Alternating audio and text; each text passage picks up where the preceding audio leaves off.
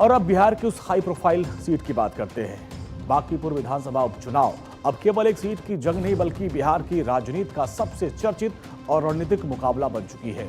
नामांकन प्रक्रिया पूरी होने के बाद अब कुल 20 से अधिक उम्मीदवार चुनावी मैदान में ताल ठोक रहे हैं।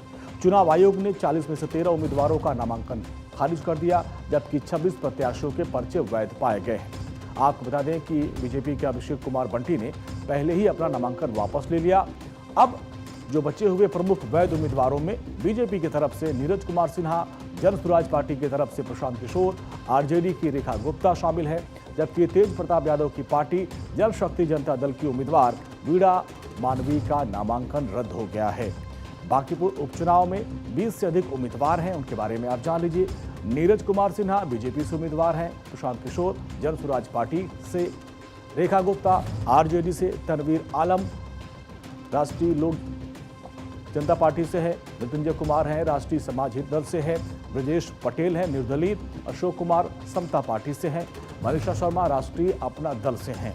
उपचुनाव से पहले जन स्वराज के संस्थापक प्रशांत किशोर को लेकर पोस्टर लगाया गया और जिससे सियासी माहौल गरमा गया है। ये तस्वीर आप देखिए, शहर में लगाए गए इस पोस्टर में प्रशांत किशोर पर निशाना साधते हुए कहा गया कि केसी सिन्हा तो सिर्फ झांकी है, जमानत जब्त होना अभी बाकी है।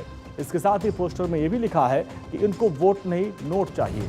पोस्टर के नीचे सौजन्य से बांकीपुर की जनता लिखा गया है। पोस्टर में पीके को टोपी और गमछा पहने दिखाया गया है। ये तस्वीर आप देखिए, जिसके बाद से सियासी बवाल मचा हुआ है। दरअसल ये पोस्टर ऐसे समय आया जब बांकीपुर विधानसभा सीट पर 30 जुलाई को उपचुनाव होना है और इस चुनाव में पीके जन स्वराज पार्टी की ओर से बीजेपी के उम्मीदवार नीरज कुमार सिन्हा को चुनौती दे रहे हैं। इस उपचुनाव को लेकर सियासी सरगर्मियां तेज हो गई हैं। पोस्टर विवाद के बीच जन स्वराज पार्टी को एक और बड़ा झटका लगा जब पार्टी के वरिष्ठ नेता और कार्यकर्ताओं ने बुधवार को पटना स्थित बीजेपी कार्यालय में एक कार्यक्रम के दौरान बीजेपी की सदस्यता ग्रहण कर ली है। बिहार बीजेपी के प्रदेश अध्यक्ष संजय सरावगी ने सभी को पार्टी की सदस्यता दिलाई और उनका स्वागत किया।